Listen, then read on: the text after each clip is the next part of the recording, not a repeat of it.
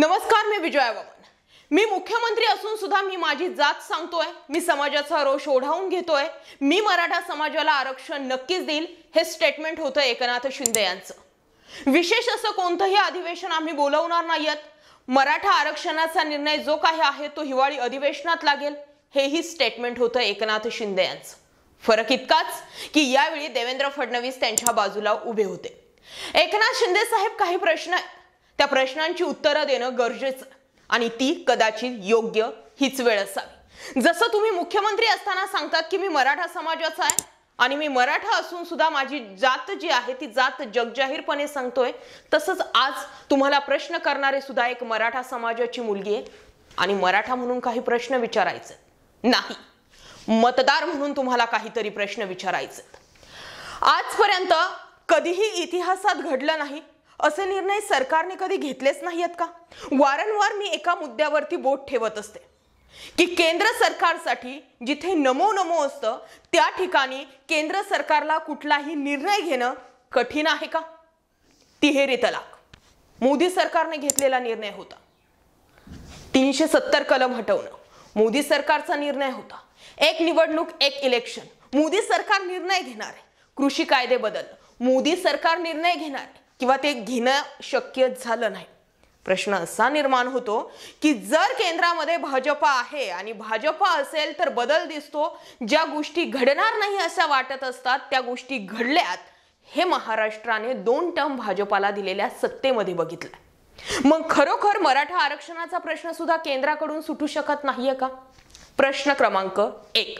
प्रश्न क्रमांक 2, सुप्रीम कोर्टामध्ये तुम्ही 1966 साली स्थापन झालेले शिवसेनेचे जे सर्वेसर्वा होते बाळासाहेब ठाकरे, त्यांच्या मुलांनी जी उद्धव ठाकरेंनी 1966 साली स्थापन झालेल्या शिवसेनेची धुरा आता कधीशी हातात घेतलेली होती, त्या शिवसेनेचा मालक तुम्ही बदलवून दाखवला की नाही?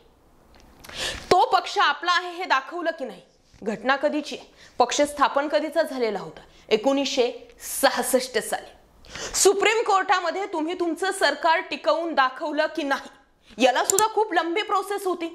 आज मराठा आरक्षण सुप्रीम कोर्टात टिकलं नाही, त्यामुळे तुम्ही सुप्रीम कोर्टाचा मान राखून क्युरेटिव्ह पिटिशन वगैरे काय आहे ते दाखल करायला चाललेले आहात। पण प्रश्न असा निर्माण होतो की गेल्या 1.5 ते 2 वर्षांपासून ठाकरे विरुद्ध शिंदे हा सत्ता संघर्ष सुप्रीम कोर्टामध्ये सुरू असताना सुद्धा सुप्रीम कोर्टानं वारंवार तुम्ही ज्या पद्धतीने सरकार बनवलंय त्यावरती ताशेरे ओढलेले असताना सुद्धा तुम्ही सरकारमध्ये आहात की नाही? अर्थात हा प्रश्न एकनाथ शिंदे यांच्यासाठीच नाहीये, अजित पवारांसाठी सुद्धा हा प्रश्न आहे। खाली 40-50 आमदार तुम्ही तुमच्या सोबत घेतले आणि 1966 साली स्थापन झालेली शिवसेना आमचीच आहे असा दावा करून त्या शिवसेनेचं पक्ष आणि चिन्ह मिळवून तुम्ही सरकारमध्ये आलात की नाहीत? मग सुप्रीम कोर्टामध्ये हे टिकवण्यासाठी तुम्ही किती कस लावला होता? किती कायद्यांचा अभ्यास केला होता? किती वकिलांची फौज उभी केलेली होती?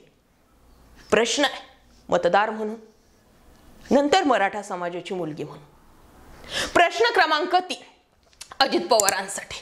मुख्यमंत्री म्हणून एकनाथ शिंदे हे मराठा आहेत आणि त्यातल्या त्यात मुख्यमंत्री आहेत म्हणून काही प्रश्न एकनाथ शिंदेंवरती होते।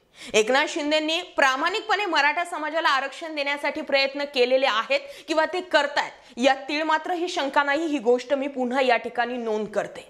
पण आपण म्हणतोत ना, विठ्ठला शेजारचे बडवे, आता इथे विठ्ठल कोण आणि बडवे कोण या भागात आपण नंतर जाऊया। दुसरा मुद्दा निर्माण झाला तो अजित पवारांचा। अजित पवार ही मराठा आहे, पण त्यांच्या बाबतीत एक गोष्ट आपण समजून घेऊ शकतो की अजित पवारांनी सांगितलंय मला आणि माझ्या मुलाबाळांना काय आरक्षणाची गरज नाहीये बुवा, त्यामुळे मी कशाला आरक्षणाच्या भानगडीत पडू। सिंपलचं त्यांनी उत्तर दिलं आणि त्यांना डेंग्यूची लागण झाली आणि ते क्वारंटाईन झाले।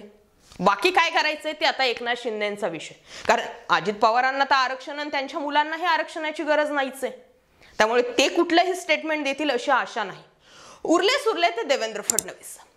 देवेंद्र फडणवीसांनी मराठा समाजाला आरक्षण दिलं होतं, ते सुप्रीम कोर्टात टिकलं नाही, हायकोर्टात टिकलं, सुप्रीम कोर्टात टिकलं नाही। किमान देवेंद्र फडणवीसांनी मराठा समाजाला आरक्षण देण्या इथपर्यंत पावलं तर उचललेली होती। मान्य करा किंवा नका करू, पण ज्यांची अनेक वर्षांपासून मराठा मुख्यमंत्री म्हणून सत्ता होती त्या शरद पवारांच्या कार्यकाळामध्ये मराठा समाजाला आरक्षण दिलं गेलेलं नव्हतं, हेही तितकंच खरं। पण देवेंद्र फडणवीसांनी ते दिलेलं होतं आजच्या घडीला देवेंद्र फडणवीस मराठा समाजाच्या आंदोलनामध्ये किंवा जरांगे पाटलांच्या उपोषण स्थळी जात का नाहीयेत? नेमकं त्यांचा इगो आडा आलाय का? मनोज जरांगे पाटलांनी सुरुवातीपासून देवेंद्र फडणवीसांना टार्गेटवर केलेली जी भूमिका आहे किंवा टार्गेटवर जे त्यांना ठेवलेलं आहे तीच गोष्ट देवेंद्र फडणवीसांच्या इगोला ठेच पोहोचवून गेली का? आणि त्यामुळेच काही जरी झालं तरी देवेंद्र फडणवीस मागच्या वेळेसारखं यावेळी मराठा आरक्षणाच्या मुद्द्यामध्ये इंटरेस्ट दाखवत नाहीये का? आणि कुठलंही विशेष अधिवेशन होणार नाही, कुणबी प्रमाणपत्र सरसकट मिळणार नाही, एवढं डायरेक्ट मराठा समाज खवळला असताना या नेत्या मंडळींनी पुढे येऊन बोलण्याची डेअरिंग केली. यातच प्रश्न असा निर्माण होतो की यांना मतदारांचा काहीही फरक पडत नाहीये का? मग ही हुकुमशाही म्हणायची का? कमीत कमी असं कुठलंही स्टेटमेंट तरी त्यांनी करायला नको होतं की ज्यामुळे मराठा समाजाच्या भावना दुखावल्या जातील. आता प्रश्न असाही निर्माण होतो की इतर समाजातील जे लोक आहेत ते आरक्षण मागतायत त्यांचं काय? एक प्रामाणिक म्हणून जात बाजूला ठेवली आणि मतदान वगैरे ह्या प्रोसेस जरी बाजूला ठेवल्या तरी एक खरं जर सांगायचं जर ठरलं तर आता वेळ अशी आलेली आहे की एकतर सगळ्यांना तुम्ही आरक्षणामध्ये घ्या किंवा सगळ्यांनाच आरक्षणातून बाहेर काढा. कारण ती गरज आहे. सरकारी नोकऱ्यांमध्ये आरक्षणाचा किती फायदा होईल किती तोटा होईल ही नंतरची गोष्ट, कारण सरकारी जागा ह्या आधीच लिमिटेड असतात आणि त्यामध्ये स्पर्धा होणं साहजिकच आहे. परंतु शिक्षणामध्ये जो फटका बसतोय 1 लाख ओबीसी 50,000 SC ST 2,000 3,000 ही जी तफावत आहे ना, जेव्हा मुलं एकत्र असतात शाळेत शिकताना हे मुलं एकत्र असतात ते सांगतात अरे आम्ही तर कॅटेगरीमध्ये आहेत आम्हाला एवढीच फी पडली. ही गोष्ट जी ही तरुणांच्या डोक्यामध्ये सनक निर्माण करणारी ठरते. त्यामुळे जे कसोशीने प्रयत्न अजित पवारांनी सुद्धा राष्ट्रवादी काँग्रेस पक्ष चिन्ह आमदार फोडण्यासाठी प्रयत्न केले.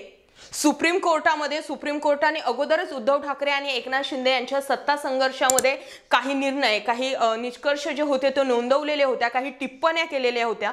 त्या टिप्पण्यांना लक्षात जर घेतलं तर अजित पवारांनी सुद्धा ज्या पद्धतीने सरकारमध्ये ते सामील झालेत किंवा ज्या पद्धतीने पक्षाने चिन्हावरती दावा ठोकलेला आहे आणि सुप्रीम कोर्टाचं जर निरीक्षण आपण लक्षात घेतलं तर अजित पवारांचं सुद्धा सत्तेमध्ये येणं बेकायदेशीरच आहे.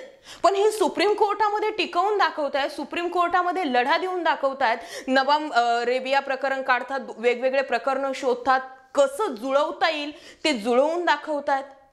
बस म्हणणं एवढंच आहे की एवढंच तुम्ही आरक्षणासाठी सुद्धा करा.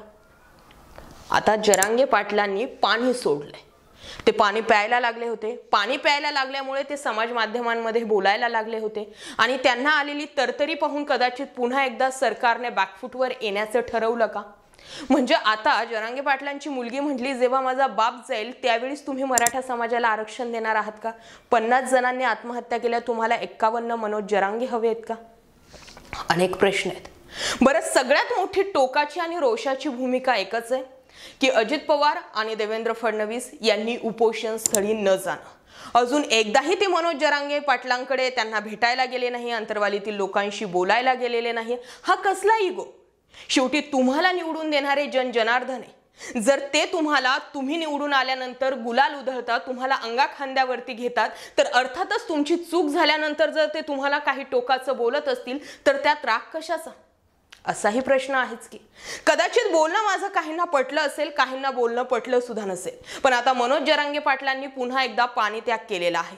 मराठा आंदोलनाची दिशा आणि भूमिका काय आहे ती एकनाथ शिंदेंनी समोर मांडली की विशेष अधिवेशन होणार नाहीये, कुणबी प्रमाणपत्र सरसकट मिळणार नाहीये आणि ठरलेल्या कालावधीमध्ये आरक्षण तुम्हाला मिळणार नाही, ही लंबी प्रोसेस चालणार आहे. मग अशामध्येच आता काही प्रमाणावरती मराठा आंदोलनाला गालबोट लागलेला असताना संपूर्ण महाराष्ट्र यांना पेटवायचं आहे का असा प्रश्न आहे. यातून काही ना काही तोडगा निघू शकतो आणि त्या तोडग्यासाठी मी संदर्भ फक्त इतकाच देईल की जसं महाराष्ट्रामध्ये सरकार आणण्यासाठी तुम्ही सुरत, गुवाहाटी, गोवा असा प्रवास केला, अजित पवारांनी आदल्याच दिवशी जे आहे ती राष्ट्रवादी काँग्रेसचं स्वतःला अध्यक्ष केलेलं होतं.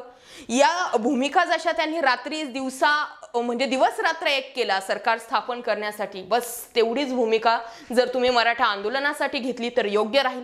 कालच्या आंदोलनामध्ये शरद पवार कालची जी समिती बैठक जी पार पडली, एकनाथ शिंदे, देवेंद्र फडणवीस किंवा ज्यामध्ये जवळजवळ 36 पक्ष सामील झालेले होते, त्यामध्ये शरद पवारांचा सुद्धा समावेश होता.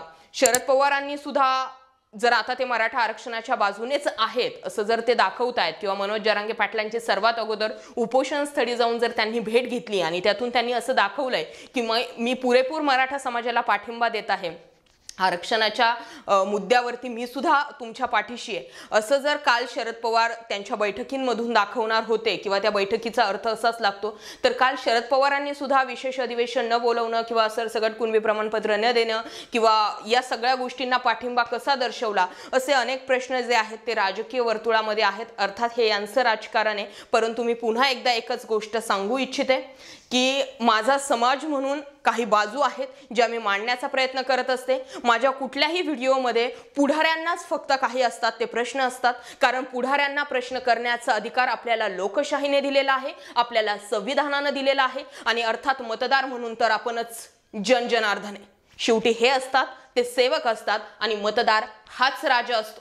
त्यामुळे तुम्हाला आजचा हा मुद्दा विषय पटला असेल तर जास्तीत जास्त लोकांपर्यंत शेअर करा आणि जी एकनाथ शिंदेंनी आता भूमिका घेतलेली आहे किंवा सरकारनं म्हणूयात जी भूमिका घेतलेली आहे की विशेष अधिवेशन होणार नाहीये, मनोज जरांगे पाटलांनी पाणीत्याग केलाय पण त्याचा कुठलाही फरक जो आहे तो सरकारवरती पडत नाहीये आणि एकंदरीत काय तर पुढाऱ्यांना होणारी गावबंदी आणि पुढाऱ्यांच्या घरांवरती होणारे हल्ले या दोन गोष्टींची तर चर्चा या बैठकीत झालेली नाही ना. असे अनेक प्रश्न जे आहेत ते राजकीय गुलदस्त्यामध्ये आहेत, परंतु तुमचं मत या बाबतीत काय आहे? सुप्रीम कोर्टामध्ये सरकार टिकवण्यासाठी जसं यांनी साम दाम दंड भेद सगळं काही वापरलं पण सुप्रीम कोर्टात लढा देतात, नार्वेकरांना वारंवार अल्टिमेटम देऊन सुद्धा नार्वेकर कुठलाही निर्णय घेत नाहीयेत, तिथे यांना सुप्रीम कोर्टाचा मानपान दिसून येत नाहीये का? आणि ज्या वेळेस 16% आरक्षण जे देवेंद्र फडणवीसांच्या काळात मिळालेलं होतं त्या आरक्षणाचा मुद्दा येतो त्यावेळेस ही लंबी प्रोसेस चालणार असं सांगतात. हे काहीसं न पचणार आहे. आजच्या ह्या मुद्द्यांशी तुम्ही सहमत असाल तर जास्तीत जास्त लोकांपर्यंत शेअर करत चला. तुमचे काही प्रश्न असतील तर ते सुद्धा कमेंट सेक्शन मध्ये जरूर विचारा. बाकी जय महाराष्ट्र पब्लिक.